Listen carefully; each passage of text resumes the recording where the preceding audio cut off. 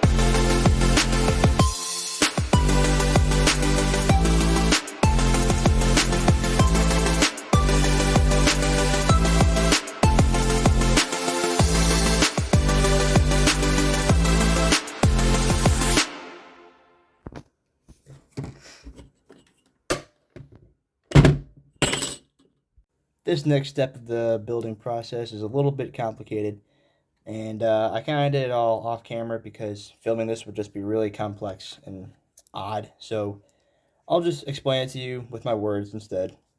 So right now, this is the actual holster part, and as you can see, all these magnets that are arranged on it are a direct mirror of the ones that I super glued onto the blaster itself. So, when you line it up correctly, it snaps on, and you have a pretty decent hold on there, and it's best to take it off just by sliding it instead of actually going directly up, because then you run the risk of actually pulling the magnets off of the cardboard they're super glued onto.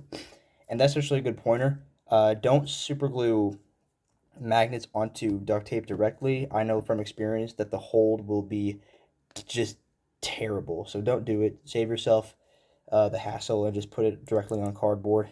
And this hot glue is kind of keeping it in place so like it doesn't bend up too much, like you can see the gap right here.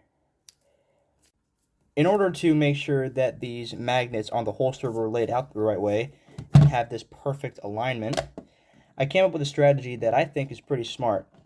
So what I did, first I took these magnets and I put them down on their opposites, and they were oriented the right way. So there was a stack of 2 along this entire shape.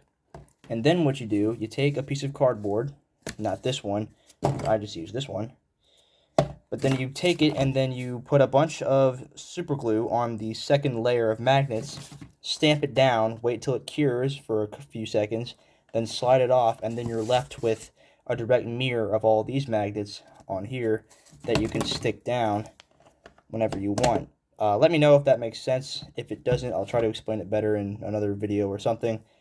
But that's the best way I know how to explain it. Once you have everything glued and taped and magnetized together, there comes the question of how you're actually going to put the holster on your leg. Now, I thought of a pretty simple way to do this, and but if you can think of a different way, by all means, go ahead. But my way, I just made, with using this already assembled slab of cardboard, I just put on a simple belt loop made of cardboard, and then in order to make it hug my leg pretty well, I just used this old elastic sweatband that has just been collecting dust for a while. So to actually put it on, I slide the headband up my leg like so, getting it into a decent position, making sure that the belt loop is aligned with my waist. Then I'll take one of my belts, slide it through the loop, bring it around, and buckle it, and with that it is attached, pretty comfortable, not restricting movement or anything.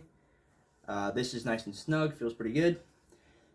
Magnets facing outwards. Then you take the blaster with its opposite magnets, align them correctly, and it's stuck on there just like that. Now, this hold is pretty good. I mean, I can walk around, you know, I can shift my position and stuff like that.